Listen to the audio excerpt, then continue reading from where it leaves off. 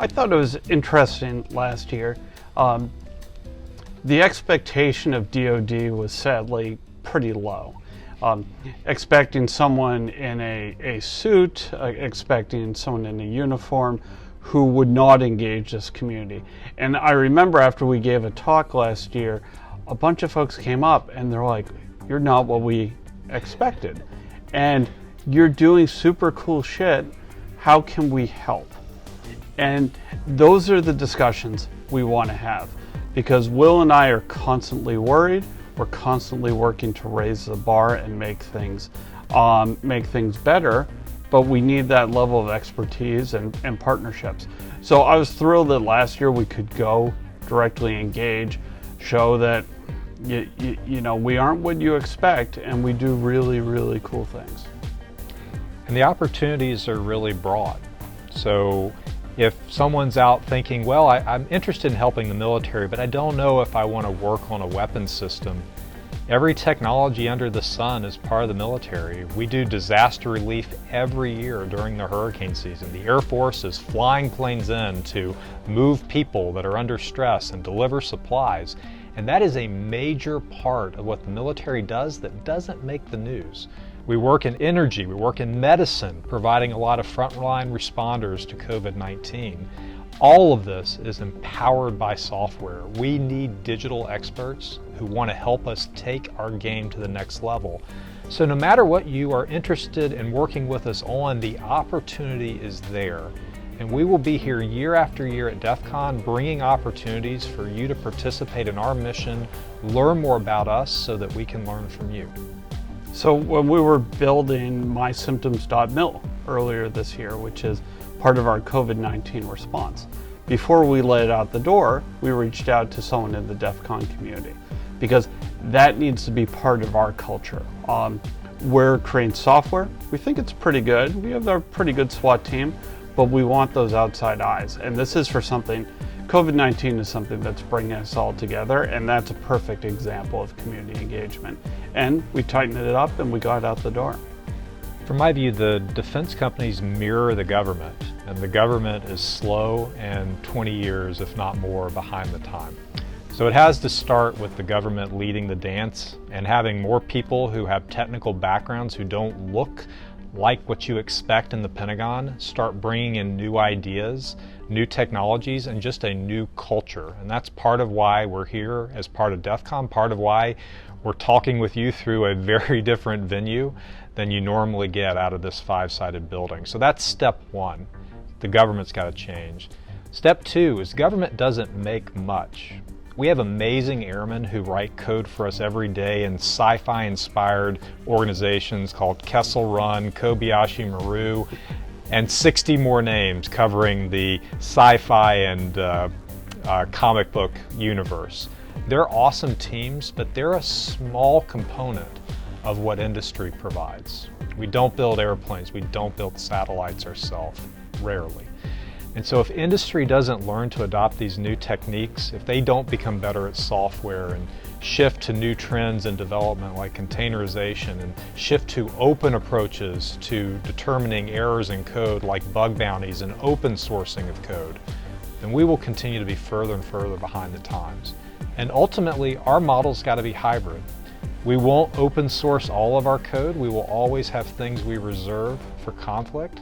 But we don't open source anything today. We did that for the first time this year, Roro. The first time we have open source code that's needed for operations. I expect that's the most secure code we have right now in the Air Force. So what's next is the question I have for industry is what's next, and when are you going to be part of the solution? There's a cultural piece we need to get at here, where a couple things that drive me crazy. One, good enough for government work. Like, that is absolute bullshit. End of sentence. Two is, you know, Will mentioned that government is behind. How is that okay? And this is one of the reasons I left the private sector and came into government, because we can't be okay with this.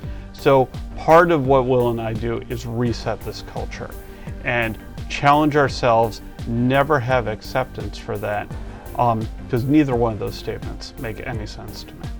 So do you both have tenure in your jobs? Because it seems like a really bad idea. Hacking satellites. Well, as long as it doesn't come crashing down through the roof anytime soon, Roro, probably going to make it a few months more. I will say we've taken extraordinary security precautions to make sure that everything is going to be okay up in orbital land, but we are going to let teams move the satellite. So not move it in a translational sense, but we're going to let teams rotate it. And if they're good enough and they can do their orbital mechanics quickly enough, we're asking them to take a picture of the moon. So what we hope to send out to the hacker community is a wonderful image of the moon brought courtesy of the hacker team that won. So that's a pretty awesome opportunity to have that code actually change something in orbit. But we've taken extraordinary procedures to make sure that's all that code will be able to do. But Roro, your question is actually an important one. So in terms of tenure, no, I have no idea how long I have in this job. I came into defense through happenstance, worked for a couple of secretaries of defense, and built a lot of awesome systems, very few of which I can talk about, but amazing capabilities, swarming things, etc., made with a lot of incredible men and women in uniform. But crossing over into this job, running all the Air Force and Space Force programs, which is an awesome job. If you're ever asked to do it, say yes, because you get all of these amazing technologies, satellites and airplanes and cyber tools and amazing people to work with. But you only get to be in the job as long as you're asked to do it. And so my tenure could be very short. And what I hope, what I pray for the Pentagon is that people in leadership will keep asking technical people to come and serve. So if you're out there thinking, I'd love to be part of an Air Force hacking team, then come find us, come join us. If you want to be part of Defense Digital Service, which would be an amazing job where you wouldn't have to wear a suit to work every day, come join them. Be one of the squadron, the squadron of nerds. I'm using Air Force. Can you be a squadron of nerds? Is that okay? The squadron of nerds is part of the SWAT team of nerds? Squadron of nerds would be like the Air Force, because we're all squadrons. So we could have like an auxiliary squadron of nerds. Well, there you go. But take the opportunity up. You won't be sorry. But that's ultimately the trend we need, are people that have technical talent who don't want to work in the government forever, but that say, you know, for 1, 2, 3 years, I want to go take on some new opportunities, and for the government to make it easy and energizing to do that. So I'm here on a 2-year tour. I am halfway through, but the story is like, I'm part of the story, but I'm not the story. I'm part of an 80-person team, and this is the best team I've ever been part of. And there will be another director after me who will represent the team, but every day the SWAT team of nerds goes out and works on projects that you can't believe, that makes insane impact. So I'll do my 2 years, but the mission will go on, and the team will continue to rock. I could see if the Air Force could make DDS an honorary squadron.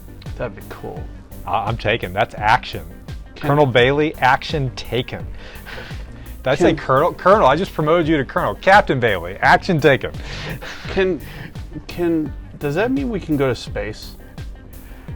Like, this is important. Can we just work this through? I think astronaut training should be required for that, Brad. So I was watching Picard with the kids last night, and they have that transporter thing. I figured somewhere in the classified portfolio. We're working it. Okay.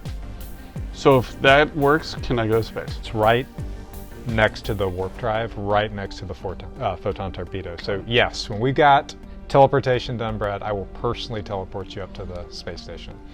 Got it. How's the food up there? NASA provides that, so I don't know. Oh. Do you think there are any gummy products?